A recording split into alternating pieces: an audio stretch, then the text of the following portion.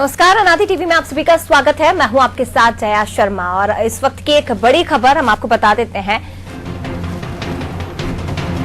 जहां पूर्व सीएम बाबूलाल गौर की अंतिम यात्रा शुरू हो चुकी है, ये बड़ी खबर आपको बता रहे हैं। बीजेपी दफ्तर से विश्राम घाट के लिए पार्थिव देह रवाना हो चुकी है। सुभाष नगर विश्राम घाट पर पूर्व मुख्यमंत्री बाबूलाल गौर का अंतिम संस्कार किया जाएगा। तो बीजेपी दफ्तर में उनकी पार्थिव देह को अंतिम दर्शनों के लिए रखा गया था और अब उनकी अंतिम यात्रा शुरू हो चुकी है।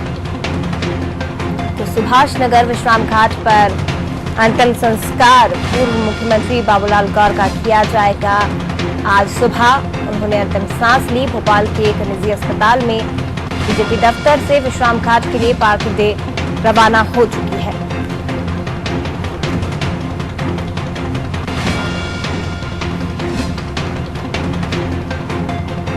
तो तमाम वरिष्ठ नेताओं ने, बीजेपी कांग्रेस के तमाम नेताओं ने उन्हें श्रद्धांजलि अर्पित की है और अब उनकी अंतिम यात्रा पर बाबूलाल गौर रवाना हो चुके हैं।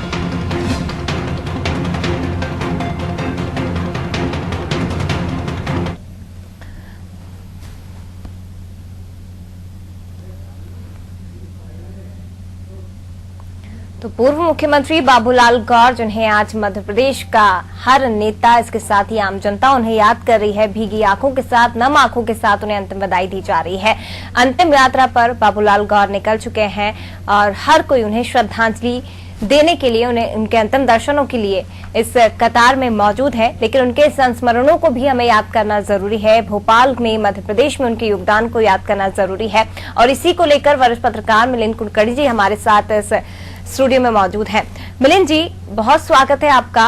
और किन शब्दों में आप श्रद्धांजलि देंगे पूर्व मुख्यमंत्री बाबूलाल गौर को? देखिए जया जी, बाबूलाल गौर जो है ये भोपाल के बहुत पुराने रहवासी थे और जहांगीराबाद में, मुझे याद है, ये सबसे पहले इन्होंने जो है राष्ट्रीय स्वयंसेवक संघ में जो है बतौर स्वयंसेवक जो है अपना सामाजिक कार्य शुरू किया जी। बाद में वो वकील तो थे ही और उसके बाद में वो बतौर श्रमिक नेता जो है पहचाने जाने लगे। BHEL में जो है उन्होंने काफ़ी काम किया और एक श्रमिक संगठन जो है भारतीय मजदूर संघ, और इनके साथ में उन्होंने काफ़ी दिन काम किया जी। बाद में वो और सक्रिय राजनीति में आए, विधायक बने और चूंकि लॉयर थे इसलिए उनकी जो है एक जो कहना चाहिए कि जो कानूनी मसले होते थे उस पर उनकी काफ़ी अच्छी पकड़ बनी रही जी। उसके बाद में वो मंत्री बने और आपको याद होगा कि एक दौर ऐसा आया था जब भोपाल में अतिक्रमण जब सब सारे हटाए जा रहे थे जी। तो उन्हें जो है बुलडोजर मंत्री के रूप में पहचान मिली। यानी बहुत सारे जो शहर के जो अतिक्रमण थे वो उन्होंने हटाए और जो वाइडनिंग ऑफ रोड है, चौड़ीकरण करने का कार्य जो है सड़कों का उनके मार्गदर्शन में हुआ जी। और किसी भी प्रकार के दबाव के सामने वो झुके नहीं और उन्हें मैं एक थोड़ा व्यवहारिक नेता भी मानता हूं। उन्होंने व्यवहारिक राजनीति से काम लिया।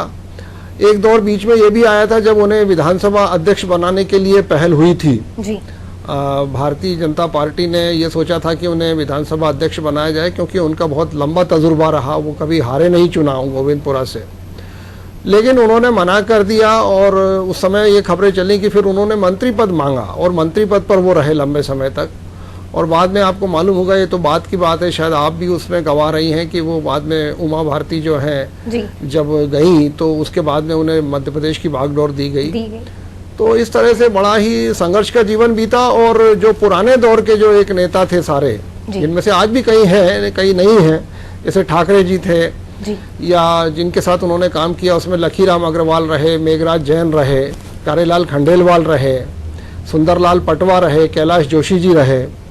तो इन सब बड़े नेताओं के साथ उन्होंने काम किया। उन्हें काफ़ी गहरी समझ थी राजनीति की और मुझे लगता है कि भोपाल ने एक ऐसा राजनेता खोया है जो भोपाल में सभी के बीच काफ़ी लोकप्रिय रहा।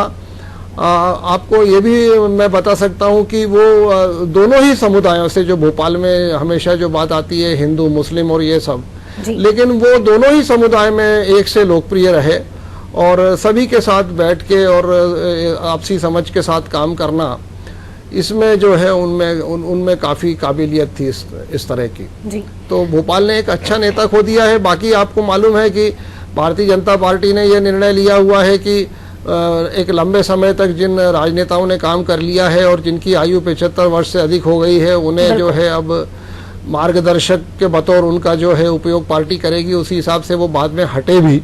जी। लेकिन वो एक अच्छे नेता थे, सुलझे हुए नेता थे और उन्होंने भोपाल के लिए काफ़ी योगदान दिया है और उस योगदान को हमेशा लोग याद करेंगे। आज जो भोपाल की जो खूबसूरत तस्वीर लोगों के सामने आती है, जी, उसमें जिस तरह से हम बुद्ध साहब का भी नाम लेते हैं नियोजन में, वैसे ही बाबूलाल गौर साहब का बहुत बड़ा योगदान है। बिल्कुल। मैं लौटूंगी आपके साथ, आपके पास मिलिंद जी। हमारे साथ विशेष संवाददाता वैभव गुप्ता भी जुड़ चुके हैं। वैभव जी, अंतिम यात्रा पर पूर्व मुख्यमंत्री बाबूलाल गौर निकल चुके हैं। हर कोई नम आंखों के साथ उनकी अंतिम यात्रा में उनके अंतिम दर्शनों के लिए मौजूद है। बिल्कुल, जो शख्सियत ही कुछ ऐसी थी बाबूलाल गौर की कि हर किसी की आपका नाम है, चाहे कांग्रेस हो, चाहे बीजेपी हो, चाहे दूसरे दल हो, सभी दलों में उनके बहुत अच्छे मित्र थे। सभी दलों के जो बड़े नेता होते हैं उनके पास राजनीतिक सलाह मशवरा लेने आते थे। कई बार पर्सनल दिक्कतें भी होती थी उनके लिए भी सलाह मशवरा लेने आते। लेकिन आज बाबूलाल गौर हमारे बीच में नहीं है। कुछ दिन पहले सुभाष प्रशांत भारती की पार्टी से बहुत सुखी है। यहाँ पर बीजेपी के तमाम बड़े नेता, कांग्रेस के तमाम बड़े नेता यहाँ पर मौजूद है।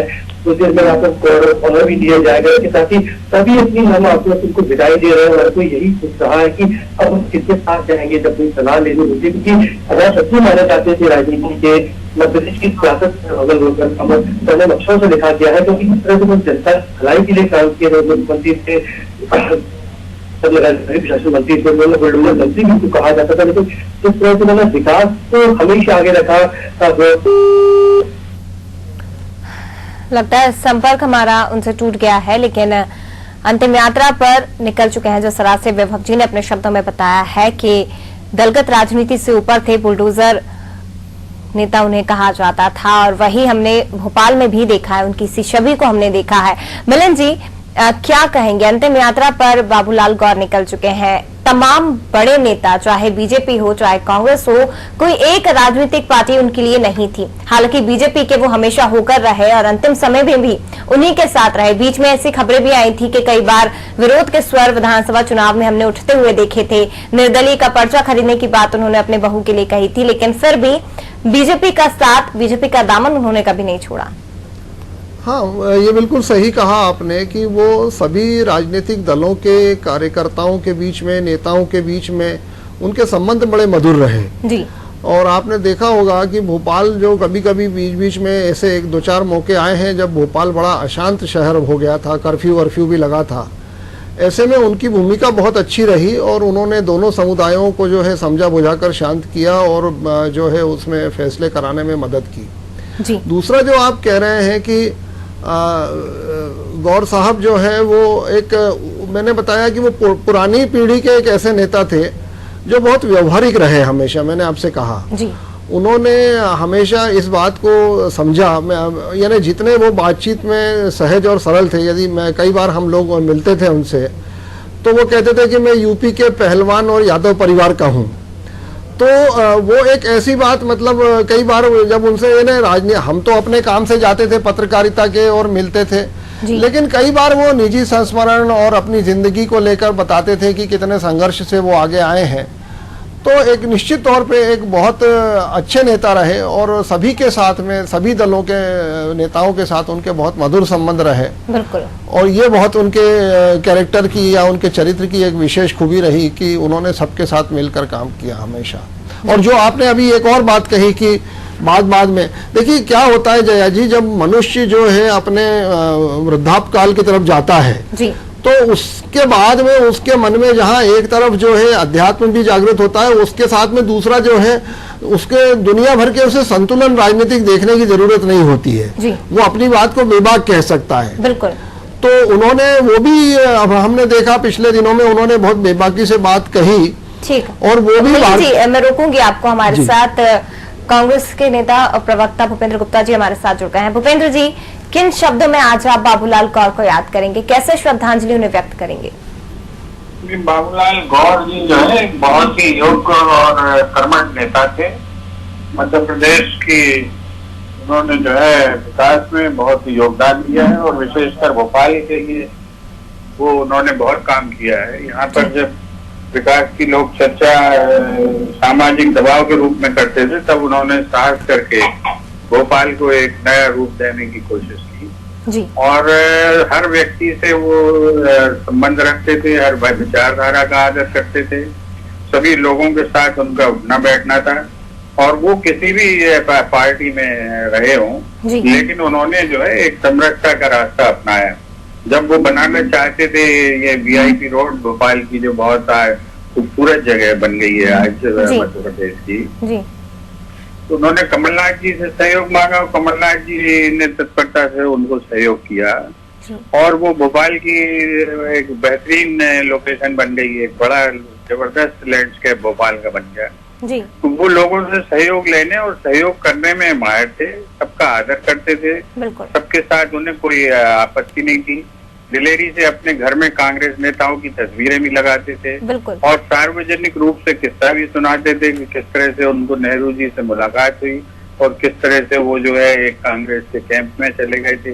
ये सारी बातें वो खुलकर बताते थे, इसमें उन्हें कोई झिझक नहीं होती थी। एक मजदूर से लेकर उनका जो मुख्यमंत्री तक का जो राज सफर है वो एक व्यापकता का असर है, देश की बहुलता को स्वीकारने का सफर है और निश्चित रूप से वो एक बहुत ऐसे दौर के नेता थे जो विचारों की कद्र करने की कोशिश करता था।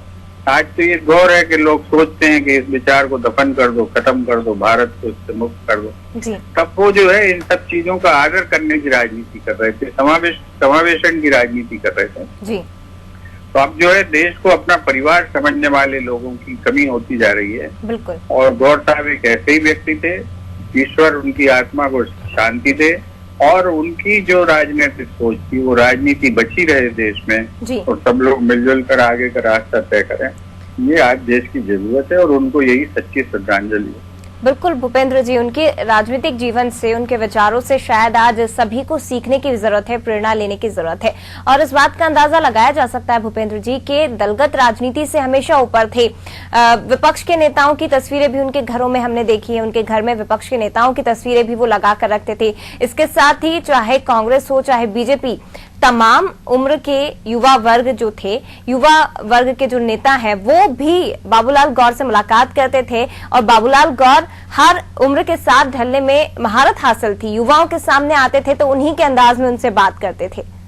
जी, बहुत ही व्यापक सोच, बहुत खुले दिल के व्यक्ति थे वो। एक बार मैं उनके यहाँ बैठा था जी, तो उन्होंने अपने पहले चुनाव पे चर्चा सुनाई कि वो जो है तत्कालीन मुख्यमंत्री अर्जुन सिंह जी उनकी कॉन्स्टिट्यूएंसी के वोटर थे जी। तो स्कूटर पर वो उनके पास वोट मांगने पहुंच गए। तो उन्होंने कहा कि गौर साहब, मैं आपको वोट तो नहीं दे सकता, मेरी पार्टी दूसरी है जी, लेकिन आपकी जो है मदद मैं कर दूंगा। तो ऐसी बेबाकी से वो चीजें सुनाते थे, ऐसे किस्से सुनाते थे कि वो दूसरे नेताओं से भी मदद भी ले लेते थे ऐसे चुनाव में जब आमने सामने खड़े हुए जी।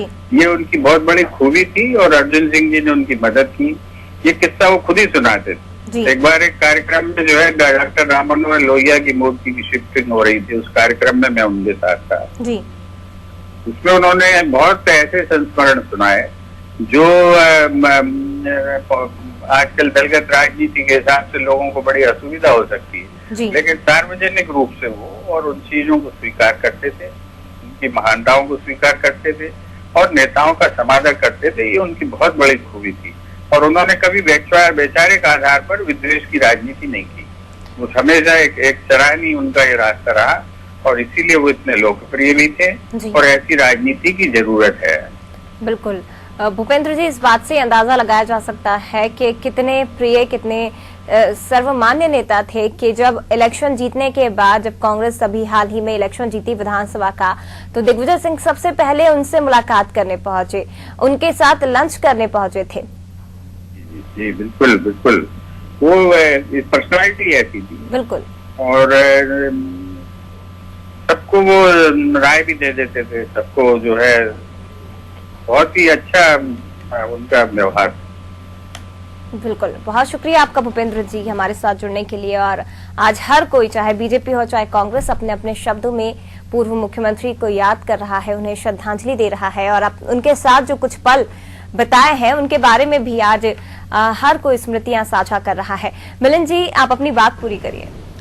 नहीं, मैं वही कह रहा था कि उनके साथ में और भी जो लोग होते थे। मैंने आपको पहले तो ये बताया कि जो आदमी जो है अपने बुढ़ापे की तरफ जाता है जी, तो वो बातचीत में बहुत साफ हो जाता है, क्योंकि वो उसे बहुत ज्यादा जो है राजनीतिक संतुलन देखने की जरूरत नहीं होती है जी। लेकिन उनमें यह था कि वो पहले से ही साफ गोई पसंद व्यक्ति थे। बिल्कुल। और दूसरा जो है, आपने देखा होगा कि वो बाद में, यानी वो एक कॉन्स्टिट्यूएंसी से लगातार 8-9 बार जीतते रहना लगातार जी, और और हर बार नए कीर्तिमान बनाना, बिल्कुल, ये बहुत किसी नेता के लिए बहुत मुश्किल होता है। लेकिन वो उनका गोविंदपुरा की जो सीट है उसके साथ ऐसा ही रहा जी। और वो बाद में आपने देखा होगा कि वो बीजेपी के जो नेता थे उनको टर्म्स डिक्टेट करते थे जी। यहाँ तक कि वो मतलब एक वो सीनियर लीडर थे, ये तो ठीक ही है, लेकिन वो चूंकि बिल्कुल नीचे से आए थे, बहुत ही संगठन के नीचे से उठकर आए थे बतौर सदस्य, और जैसा कि अभी भूपेंद्र जी ने भी बताया जी, कि एक मजदूर के रूप में वो आए थे BHEL में, उन्होंने काम किया जी। तो ये जो था, ये वही व्यक्ति कर सकता है जिस व्यक्ति ने लगातार समाज सेवा की हो और लोगों के बीच वो लोकप्रिय हो। बिल्कुल। तो ये बात उनके जो है पर्सनालिटी से, उनके चरित्र से निकल कर आती है। और मुझे लगता है कि जैसा कि अभी भूपेंद्र जी ने एक और बात कही कि इस तरह की राजनीति की बहुत ज़रूरत है, बिल्कुल, जहां पर कि आपके जो विरोधी जो है विचार के लोग हैं उनके साथ में भी बैठ के आप बात कर सकें, उनके साथ में भी आप इश्यूज को डिस्कस कर सकें जी, और उनके साथ में आप सॉल्यूशंस निकाल सकें। इस तरह की पॉलिटिक्स की ज़रूरत है, इस तरह के पॉलिटिशियंस की ज़रूरत है। तो इस लिहाज से वो आज की जो नई पीढ़ी के नेता हैं उनके लिए वो बिल्कुल एक कहना चाहिए एक आइकॉन है, और वो उनसे काफ़ी कुछ उनका अनुकरण कर सकते हैं, ताकि आज हम देखते हैं कि राजनीति में बहुत ही कहना चाहिए बुरा वातावरण बन जाता है चुनाव के दौरान जी। बिल्कुल। लेकिन उनके साथ में ये सब चीज़ें नहीं थी और उन्होंने बहुत मैच्योर्ड लीडर के साथ में काम किया। मैंने आपको बताया कि वो ठाकरे जी के साथ रहे, अभी अर्जुन सिंह जी का जिक्र किया उन्होंने, भूपेंद्र जी ने। तो ये एक उनका एक कहना चाहिए, दिग्विजय सिंह जी के साथ उनके बहुत अच्छे संबंध रहे। और आपने कई अवसरों पर ऐसा देखा होगा कि आपको वो बिल्कुल घुले मिले से दिखाई देंगे सारे विरोधी पक्ष के नेताओं के साथ में। ऐसा हमने कई बार देखा है कई सामाजिक कार्यक्रमों में जी। तो ये उनकी एक खूबी थी, मिलनसारिता जो है वो उनका एक बहुत बड़ा गुण था। बिल्कुल। आती हूँ आपके पास, लेकिन ये तस्वीरें हम आपको दिखा रहे हैं विश्राम घाट की, सुभाष नगर विश्राम घाट की तस्वीरें, जहां पर अब पूर्व मुख्यमंत्री बाबूलाल गौर का अंतिम संस्कार किया जाएगा। और आप संख्या देखिए उनके चाहने वालों की, बीजेपी कांग्रेस के कार्यकर्ताओं की बड़ी संख्या में यहाँ पर लोग पहुंचे हैं उनके अंतिम दर्शनों के लिए। तो अंदाजा लगाया जा सकता है कि किस छवि के वो नेता थे, कितनी बुलंदी उनकी, और कह सकते हैं कि मध्य प्रदेश में थी, राजधानी भोपाल में थी। और इन तस्वीरों से अंदाजा लगाया जा सकता है तमाम बीजेपी कांग्रेस के वरिष्ठ नेता उन्हें अंतिम विदाई देने के लिए यहाँ पर मौजूद हैं। तो तस्वीरें आपको सुभाष नगर विश्राम घाट की दिखा रहे हैं। कुछ ही देर में पूर्व मुख्यमंत्री बाबूलाल गौर का अंतिम संस्कार किया जाएगा और अब वो केवल आपके और हमारे यादों में ही शेष रह जाएंगे। मिलन जी, तस्वीरें देखकर अंदाजा लगाया जा सकता है कि क्या कद था उनका मध्य प्रदेश में, क्या कद था उनका राजधानी भोपाल में, और कितने प्रिय नेता थे मध्य प्रदेश की जनता की, भोपाल की जनता की। तस्वीरें बयां कर रही हैं। नहीं, बिल्कुल आपने सही कहा जया जी। देखिए, जब उन्हें मुख्यमंत्री पद से भारतीय जनता पार्टी ने हटने के लिए कहा था जी, तो वो थोड़े नाराज भी थे। बिल्कुल। और उन्होंने इसे अभिव्यक्त भी किया अलग अलग तरह से, लेकिन उनकी सक्रियता में और उनकी लोकप्रियता में उन्होंने कोई कमी नहीं आने दी। वो हमेशा जनता के कार्यक्रमों में जाते थे, बराबर बने रहे। और आप देखेंगे कि अब उनके परिवार से ही उनकी दूसरी पीढ़ी की नेता, यानी जो हमारी पूर्व महापौर रही हैं जी, कृष्णा गौर जी, वो भी आ चुकी है। तो उन्होंने जो है पूरा एक कहना चाहिए कि इस तरह से अपने राजनीति को चलाया कि उन्होंने लोगों को एक हमेशा प्रेरणा देने का काम किया, और उन्होंने उनके स्वभाव में ये कभी अहंकार या इस तरह का कभी महसूस नहीं होने दिया। यानी छोटा से छोटा कार्यकर्ता भी उनसे बहुत आसानी से मिल सकता था। और अभी मैं पिछले दिनों किसी काम से VHL में गया था, तो मैंने महसूस किया वहां के भाजपा के नेताओं से बातचीत करके कि उनमें बड़ा दुख का वातावरण था। वो अभी पिछले करीब 10-15 दिनों से हॉस्पिटलाइज रहे हैं जी। तो वो दिन रात जब भी आप उनसे मिलते थे या उनसे कोई बात होती थी, तो सबसे पहले गौर साहब के स्वास्थ्य को लेकर वो बात करते थे। तो ये लोकप्रियता पाना, ये मैं समझता हूं कि किसी भी राजनेता के लिए उसके जीवन का सफल हो जाना है कि वो इतना लोकप्रिय बना रहे लोगों के बीच में। बिल्कुल, और ये आसान भी नहीं होता मिलिंद जी। निचले स्तर से उठकर मजदूरों के साथ काम किया, उनके लिए हड़ताल की, उनके लिए आंदोलन किया, हमेशा उनके सपोर्ट में रहे, और उसके बाद प्रदेश के मुख्यमंत्री बनने तक का सफर, और लोगों के दिलों में, मध्य प्रदेश की जनता के दिलों में, तमाम यहाँ तक कि केंद्र की राजनीति में भी अच्छा खासा वर्चस्व उनका रहा है। केंद्र के जो तमाम बड़े नेता हैं वो आज उन्हें श्रद्धांजलि दे रहे हैं। इतना आसान नहीं होता है कि किसी के दिलों में अपने लिए जगह बनाना, और वो देख पा रहे हैं हम। हाँ, बिल्कुल सही है कि देखिए, वो मध्य प्रदेश के मुख्यमंत्री रहे हैं, वो केंद्र की राजनीति में कभी गए नहीं, कभी नहीं गए। बिल्कुल। लेकिन मध्य प्रदेश में बतौर मुख्यमंत्री जो भी किसी भी राज्य का मुख्यमंत्री होता है, बिल्कुल, वो सामान्य तौर पे हम ये मानते हैं कि वो लगभग वहाँ पर केंद्र के मंत्री जो रहते हैं, कैबिनेट मंत्री रहते हैं, उनके स्तर का व्यक्ति होता है जी। और आपको मालूम होगा कि जो ब्लू बुक होती है या जो राजभवन में जो प्रोटोकॉल जो दर्ज होता है ब्लू बुक में जी, उसमें उन्हें काफी जो है महत्व होता है मुख्यमंत्री को। लेकिन वो उस तरह के व्यक्ति नहीं थे जिन्हें किसी ब्लू बुक से प्रोटोकॉल ड्रॉ करने की जरूरत थी। वो अपनी लोकप्रियता से, अपने मिलनसारिता की वजह से लोगों में पॉपुलर बने रहे। बिल्कुल। और यही वजह है कि आज आप इतनी भीड़ वहां पर जो है विश्राम घाट पर देख रहे हैं, और वो इतने राजकीय सम्मान के साथ जो है उनका अंतिम संस्कार किया जा रहा है। और मुझे लगता है कि उनका योगदान लंबे समय तक याद किया जाएगा। मुझे एक चीज और लगती है, मैं आपके चैनल के माध्यम से कहना चाहूंगा कि BHL में जो उन्होंने काम किया है, उनके जो फॉलोअर्स हैं उनको चाहिए कि उनकी याद को जो है अमिट बनाने के लिए कोई वो एक इस तरह का अच्छा कोई कार्यक्रम करे साल में, जिससे कि उनकी याद को जो है और स्थायी बनाया जा सके और एक मौका आए जब लोग उनको याद करें। बिल्कुल।